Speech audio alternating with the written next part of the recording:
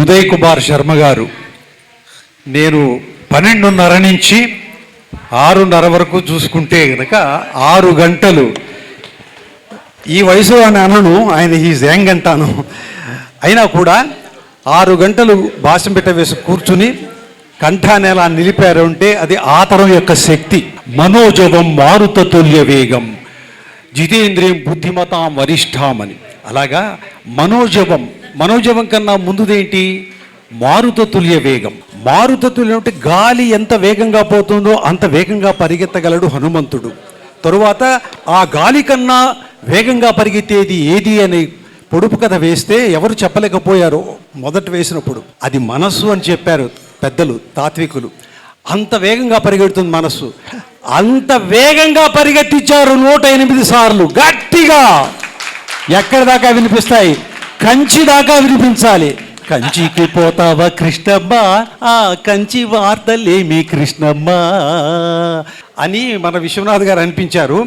కంచి నుంచి ఇక్కడికి వచ్చారు అంటే వచ్చారనాలా, రప్పించారనాలా?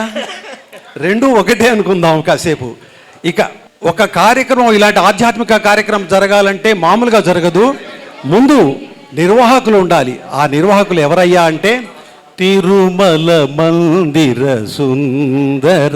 అలాగా తిరుమల గ్రూప్ అధినేత అయినటువంటి నంగునూరి చంద్రశేఖర్ గారు సంకల్పించారు కాబట్టే ఇది జరిగింది. మరి ఆ నిర్మాతకి ఎంత గట్టిగా మన అభినందనలు తెలియచేయాలి. నేను వృత్తిపరంగా వ్యాఖ్యాతను కాబట్టి చెప్పవలసిన ధర్మం ఉంది. మీ మనసులో మాట చెప్తున్నాను, నేను కొత్తగా ఏం చెప్పటం లేదు. ఇంకొక చిన్న మాట, ఈయన ఏదో ఇప్పుడు పెట్టడం కాదు, చిన్నప్పటి నుంచి భజనలు చేయించి అయ్యప్ప స్వామి భజనలు చేసి నిప్పుల మీద నడిచినటువంటి వ్యక్తి ఈయన. పరమ భక్త శిఖామణి అంటాను. ఈ కలియుగంలో ఈ రోజుల్లో ఇలాంటి వారు ఉండడం అరుదు.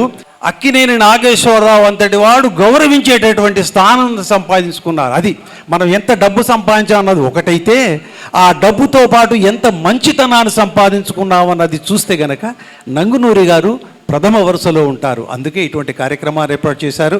ఇక ఈ ఉదయ్ కుమార్ శర్మ గారి బృందంలో ఉన్న అందరూ కూడా, వారందరికీ కూడా గట్టిగా మనం కరతాళ ధ్వనులతో